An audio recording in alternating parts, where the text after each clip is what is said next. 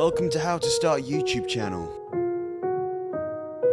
And I mean like, really start one. Step 1, clean your room. Chuck some things away, make it look neat and tidy. This is on camera, guys. Now, unbox some stuff, consolidate what you're filming with. Realize you don't have enough to film with. Purchase some new stuff, you got to unbox that. Ooh, nice. Now, chuck those boxes away. Now, tonight you've got to do your bed, but then realize the next morning you've got to do your bed again and your room will never be clean. Step 2, call your bedroom a studio.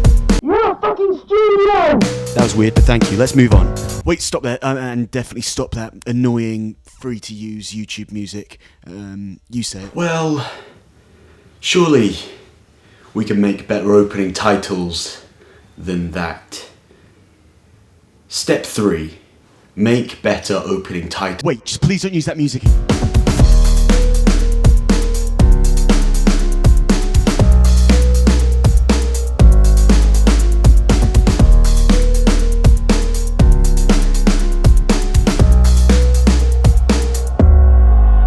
So, without further ado, here's what I've made. I mean, it's good, I like it, it's rustic, it's a rip-off of the Neistat Brothers. I think, here's the thing, right? I'm shooting on mini DV tape. It's something I love to do in 4:3. Really, there's a lens into a world, it's not a clean aesthetic, and I like that this is, you know, evocative and holds the ethos of that sort of rough around the edges thing, but I do think it looks a bit lazy. Let's call upon some artificial intellect to help us out. Let's generate some stuff, type in some cool code, type in some cool prompts. That I can get behind. It looks thought out, even though it's been randomly generated and created by someone that isn't me. Fuck. Step 4 should be about being honest. Why are you here? Why now? Why are you doing this? Why YouTube channel? Like, honestly, why? You could be anywhere, so why here? I'm gonna read something to you. I'll try and make it quick. Sorry if it's boring. But step 4 is this has to be something that is beautiful. Taking pictures is an act in time, in which something is snapped out of its own time and transferred into a different kind of duration. It is commonly assumed that whatever is captured is an act in front of the camera only, and that is not true. Taking pictures is an act in 2 directions, forwards and backwards. Yes, taking pictures also backfires. I want to commit suicide. You're an actor. Isn't it destructive to make a YouTube channel? Won't people find it distasteful given the career you're in? Well, I think it's illusory to say that something can be destructive when it hasn't even been given the opportunity to sort of formulate itself into the world as a proper idea yet.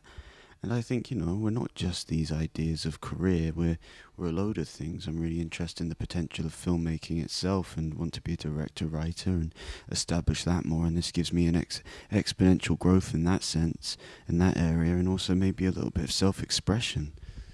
For sure, but aren't you going to have a problem with how you're going to be perceived? Like, isn't that what you like about acting in the first place? The fact that you can't ever be reduced to one single image? I mean, again, true, but that James Baldwin quote comes to mind. People are too various to be treated so lightly, and I'm too various to be trusted.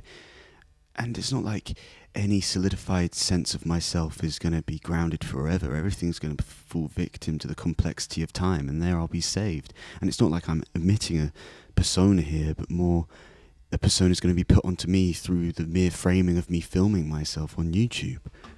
Okay, I see where you might be going. Let me read you something. Jung. The full self is no doubt an aspect of the true self. It hides and protects it. In this way, the true self is not involved in reacting, so it preserves a continuity of being, meaning the authenticity is something that's never projected, therefore it doesn't really necessarily matter how you come across. Yes, and that true self can only be retained if you're not thinking about how you're perceived or what you're even giving to the audience, because it always has to be something unknown and something unconscious and something that is... Step 6. Authenticity is the aesthetic.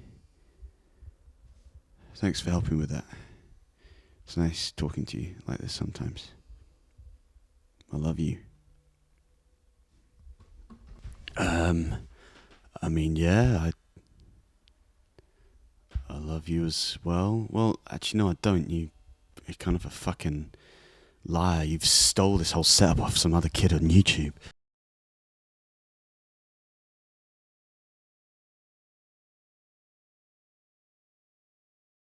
Step 7.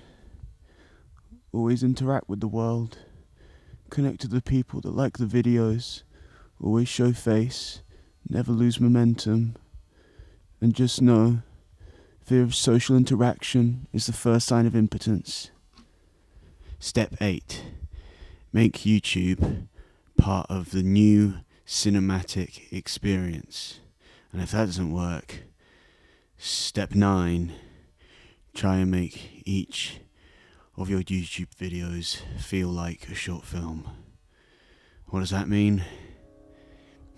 Just give it everything you've got and always care about it.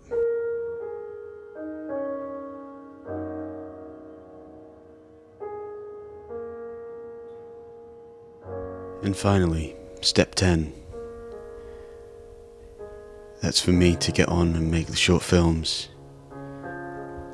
To divulge in a mantra of making. Because the act of doing is the only way to ever get rid of the pretense. If you step aside and let yourself philosophize too much, then you build up the ideology. But if you're constantly dedicated to actually doing, making the world tactile and immediate, then you're saved. And the world feels most vibrant. Then you're not deluding what you're doing. Then it is what it is. Step 11. The one step I don't want to do. Like and subscribe. And come along for the journey. Welcome to our second cousin.